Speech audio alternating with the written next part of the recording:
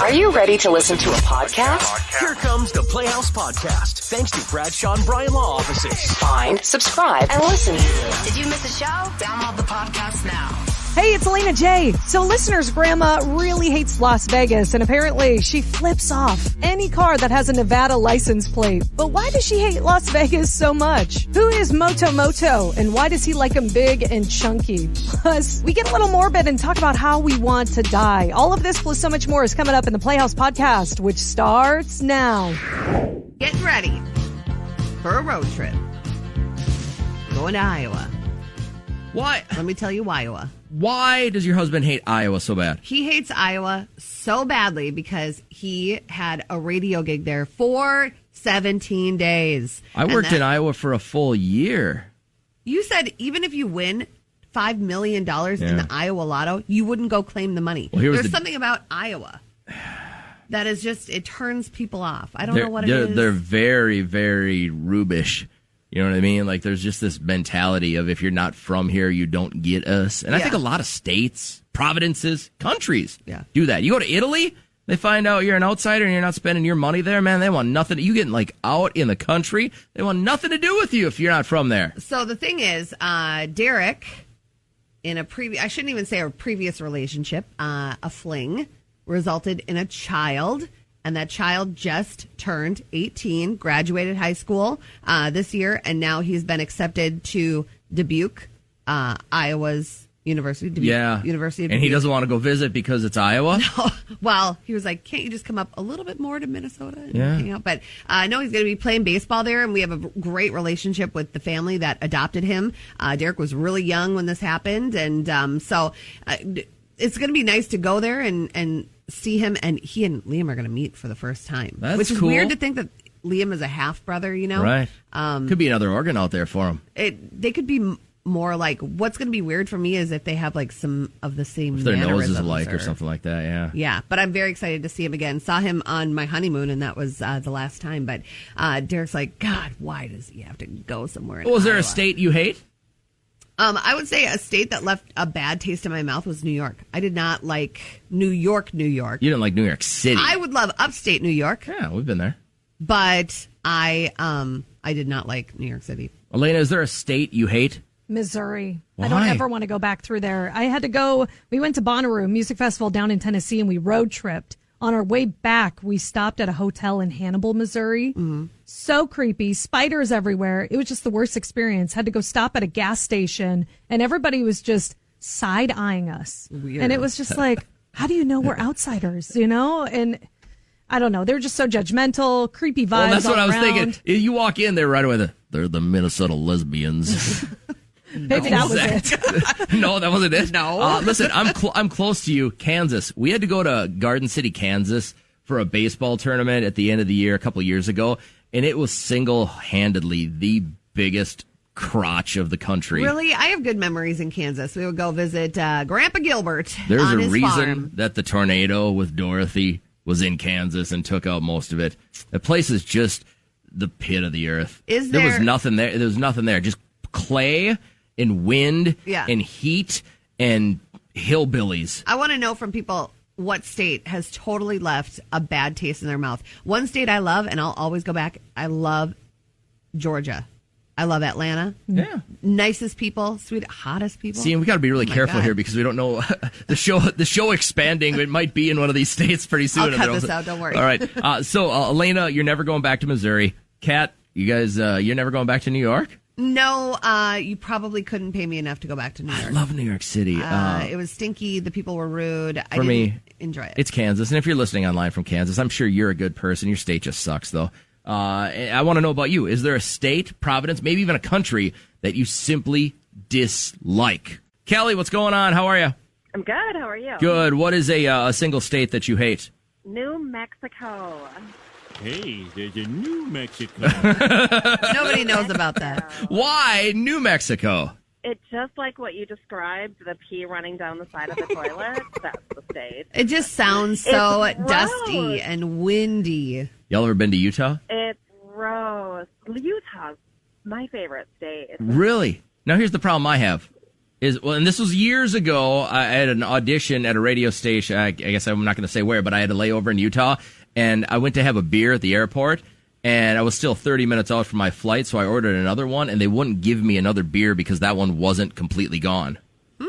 Whoa. Yeah, right? I don't know, I just right? found- Changing your opinion of Utah all of a sudden, isn't it? I've been to Utah. I thought it was really clean, and I thought the people were really nice. Not many people there. They're all husband and wife, They're though, too. quite judgy. Yeah. But other than that, I didn't. So, mind it. New Mexico just can't do it, huh, Kelly? New Mexico, it's dirty. The restrooms are gross. We're really spoiled here in Minnesota with the Minnesota Nice. Yeah. And nice gas stations where you can go in and get a meal, basically, if you want. There, it's disgusting. You're being judged. It kind of feels like the hills are alive. I've always felt like it's not that great of a place if they have to have the plexiglass up. You know, before the COVID, when you'd walk in and you'd have to put your money in a drawer and then they'd slide it back and forth to you. I always thought the bulletproof glass was a bad look. It's gross. All right. Thanks, Kelly. Have a great morning. Yeah, you too. I would like to say that's the least of our worries this morning, but Jamie, you tell me about the worst state and why. So my grandma has flicked off every Nevada license plate she sees because of her ex-husband's family, who's from there. So if she sees a Nevada plate, doesn't matter where you guys are at, grocery store, drive-through, she automatically flicks them off. Yes. So, like, if we're on the highway and she sees a Nevada license plate, she, like, honks the horn and from the bird. How long has she been doing this? This is so funny. Like, 30 years. I mean, my mom even still talks about it. Oh, my And she's God. like, So for 30 years, just again, so I got this right. For 30 years, your grandma sees any vehicle with a Nevada license plate, she flicks them off. every single time. It never fails. I would love to know what this family did to make her have those feelings for decades upon decades. Well, I mean, Nana's kind of a savage. Nana's a savage. The Playhouse on the air, and so is Tess, and I want to dig right into it. So we're a little privileged to what's going on in your world, but you want to break it down for everybody else? Well, what's going on at our house is my eldest daughter decided to take up video blogging during quarantine. Oh, my God. My kid is so in love with that life, too. Like, he lives the YouTube life. I feel like he thinks he needs, like, this huge paycheck. It's her whole life, and it was cute at first. I mean, I loved it. It was, sharing the videos and stuff with my family, but now it's getting a little much. She doesn't put down the camera. She doesn't stop recording, even when personal things are brought up. Oh, no. Yeah. And she started pulling some kind of mean pranks on her younger siblings, such as she hides in the closet and scares them. Yeah. She'll make a mess by starting food fights. I mean, Nice. I get it. She's super passionate about her new hobby, but I don't think I can take it anymore. No, I get it. I would be probably pretty frustrated. Like most of those YouTube vloggers, I don't think people understand, like their whole family's in on it because they're getting a huge paycheck, So that maybe they even rent out a house that they don't care gets completely trashed. But have you had the conversation with your daughter? Like, you need to watch what conversations are going on in the background? I have tried to talk to her about it, but I don't think I've maybe been as diplomatic as I could be, to be perfectly honest with you. Yeah. So I haven't been able to really make her understand why this isn't appropriate. Right. So I don't know. What do you think I should do? Oh, this is a good, and I appreciate the call. This is a good opportunity for us to do kind of a little group therapy thing. So, if you had a piece of advice, so Tessa's daughter loves vlogging. She loves kind of being part of that thing, whether it's the TikTok or the YouTube or whatever the deal is.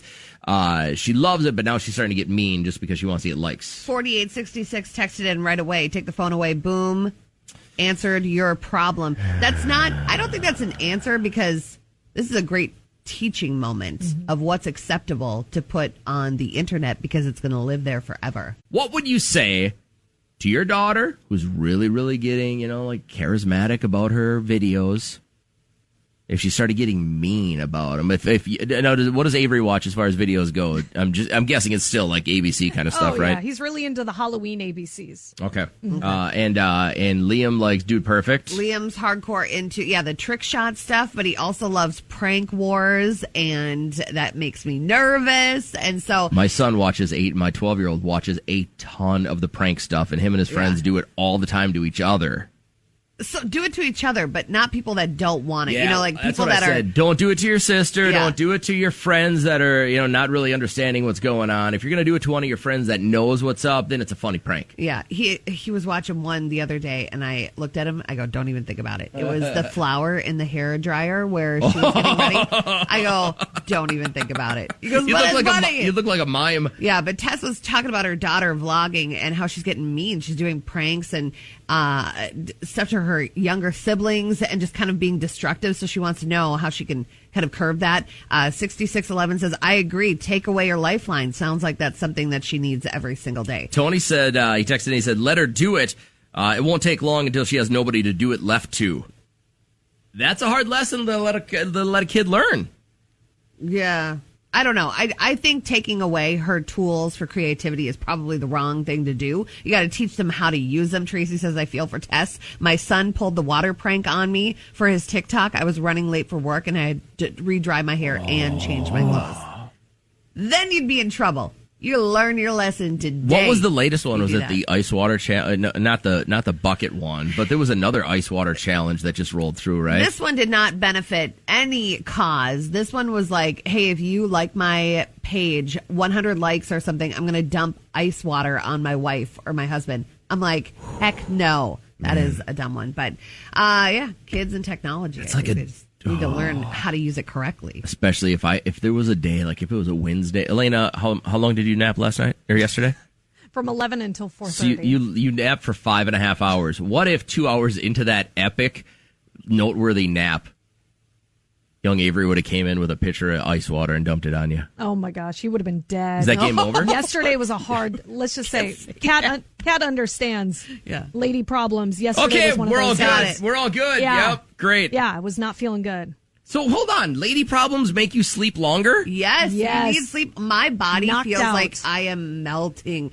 Like 2 out of the 5 days, I literally feel like I'm melting into the ground. Yes. One day I was at Verizon and I was just like, I couldn't even function. Derek had to talk for me. God, you guys are such wusses. This has been going on for thousands of years. Maybe, if you believe some people, millions of years. Regular humans are going through this once a month and not complaining and not sleeping their life. You just said I melt into the ground. Yeah, but I don't complain about it. I just go to bed. I couldn't even pay my phone bill. I was so perioding. That is so gross. Don't put an ing on the end of that word. You just said when you have lady problems, you're telling me every nap during that week is a longer, deeper nap because you just... Women need more sleep than men. It has been proven by science. Open a book. Listen. God. Why don't... I don't even know what to say to this anymore. Good. You have no room to talk. You have nothing to say. 1/4 of your life, then. You're telling me you should sleep longer and just get catered to? I think it should be more. I'm tired. Natasha's going through the same thing. I get it, girl. Listen, this is not a, hey, it's my week support flow right thing sure right now. Is. No, I'm not. I am not. You text in. No. Blow your little emoji. Is this where our show is right now? Hey, text in if you're cycling with us so we can all feel the pain together. Yes. We zhuzhed it up. You made it gross. It is not an excuse for taking a 6-hour nap on a Wednesday afternoon. Sure it is. Mm-hmm. No. Mm-hmm. I'm going to do it today, and I'm not even dealing with it. Yeah, listen how crabby these girls are. All right, we need to shift gears here. The KCLD Playhouse is powered up by Bradshaw and Bryant Law Offices, seeking justice for the injured. Super quick. I just want to give you an idea of where my mind was at yesterday. So I've been hanging out with a 10 and an 8-year-old boys for days on end, bringing them to the beach, listening to their conversations, and they were singing on loop from Madagascar. Have you ever heard, "You like 'em big, you like 'em chunky, oh, Moto Moto likes it." over and over and over. You go to Fleet Farm to Avon. That is the length that I heard it on loop. And I was at the point where I dropped them off in the neighborhood. And I was going to go just sit in the car wash with the windows down. I was like, to that point, crazy, because that's all I heard in my brain. You like them big. You like some chunky. Who does the voice of that? Because that's the King guy, right? The little the lemur king, right? Is that who's doing that voice? I don't know if he sings that. Is that who the character is? Alec Baldwin's the lion, right? Chris Rock is the giraffe. Well, no, Alec Baldwin's the bad lion. Right. Yeah. But what a great movie. Yeah, do that again. He like them big. He like some chunky.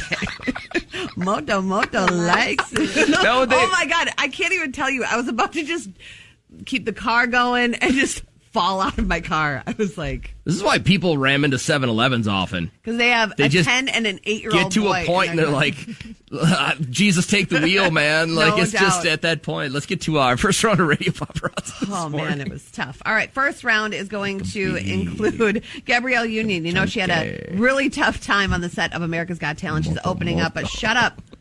Opening up about See, you're Simon. So crabby. We all know why now. That's coming up with Radio Paparazzi. Weird news. We tried the pet fish thing. It wasn't our thing. And pet fish, though, are dying at an alarming rate because their tanks are being contaminated with hand sanitizer. People are using more sanitizer on their hands than ever before and then sticking their hands in the aquariums. And so these fish are taking in large amounts of hand sanitizer. I never stuck my hand in our fishbowl or aquarium. I don't know why people are doing that. Well, didn't you just get the hard part is you got to wait it. You got to like plan it out, right? You got to get the water back to the right temperature in a in a holding tank and then change it, scrub it, get it back out. So yeah, I didn't know hand sanitizer killed the fishies. Yeah, just kind of a weird little PSA there for you if you are a fish owner. Hit me with a Russian beat.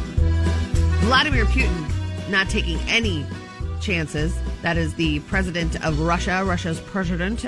He has installed a disinfection tunnel at his home. So people have to go through this tunnel. They'll be cleansed with a fine mist. And then they're allowed to enter his house. And he installed this shower because of the coronavirus. Obviously, he doesn't want to catch anything. But then before you enter the house, you have to sit in this hallway with a UV light. Like, this man has gone above and beyond to make sure. This is not uncommon to a lot of government agencies. Yeah. I remember my dad telling me about sanitation tunnels when they would go to the nuclear missile silos. Yeah. And you have to go through one underneath the ground. I mean, I think it was more crude back in the day because this was probably like the 90s. The 90s. But you walk through this shower of disinfectant.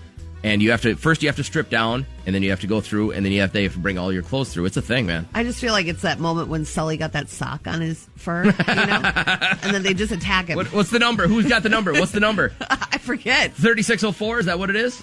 Elena, do you remember? The emergency call. I don't know. What's the number? Can you look that up real quick? Because it's going to bother me. Have you ever watched Monsters, Inc., Elena?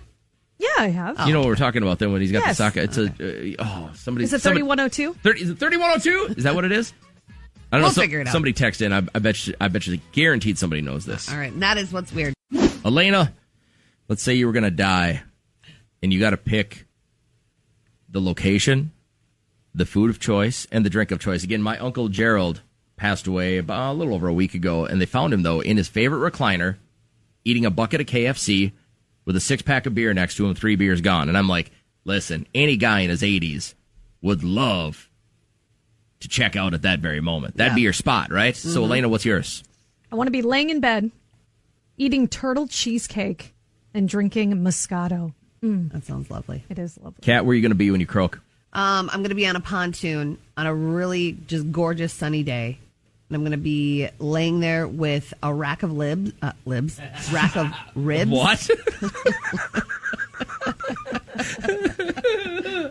Freudian Shut slip. up. Wow. And what do we know? Some chilled rosé. Just a huge bottle. One of those novelty bottles that you get in Las Vegas. You know, it's like huge. 2 gallons? Yeah, size of a toddler. I'll be in the left field bleachers in Wrigley. Shirt off, belly out. Okay. Drinking ice cold beer. and eating like $14 chicken strips. Oof.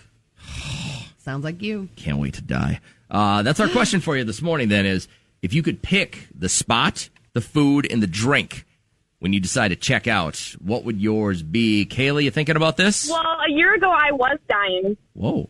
And I was in the hospital for a month, and I was drinking blue raspberry plushies. Okay. And having Jimmy John subs. And you thought you were going to die? Like you had somebody told you you were... I was going to die. No, I was dying for 3.5 years. Oh my God, what was going on? I needed a liver transplant, but you don't get one unless your MELD score is at a certain point. It has to stay at that point. So Okay. I was sick for 3.5 years, and then I wasn't even on the transplant list until like 6 months before I got it. And how are you now? Oh my gosh, I'm a brand new person. Yeah, you sound like you saw the other side and you saw how bad it could be. And Oh yeah, and it wasn't my first time. oh my gosh, so you got a liver transplant that was my then? second transplant. Yep.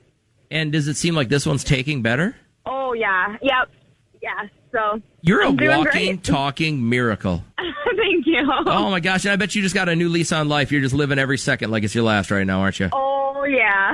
You choose with one of your last seconds or one of your remaining seconds in like your third life to call this dumbass radio show. I'm so grateful. Podcast. Download the podcast. The Playhouse Podcast is made possible thanks to Bradshaw and Bryant Law Offices. Catch the live show weekdays from 5:30 to 9 on 104.7 KCLD. Now, share this with a friend immediately. And hey, we have more podcast episodes available, so go check them out right now. Do it. Come on, do it. Seriously, do it.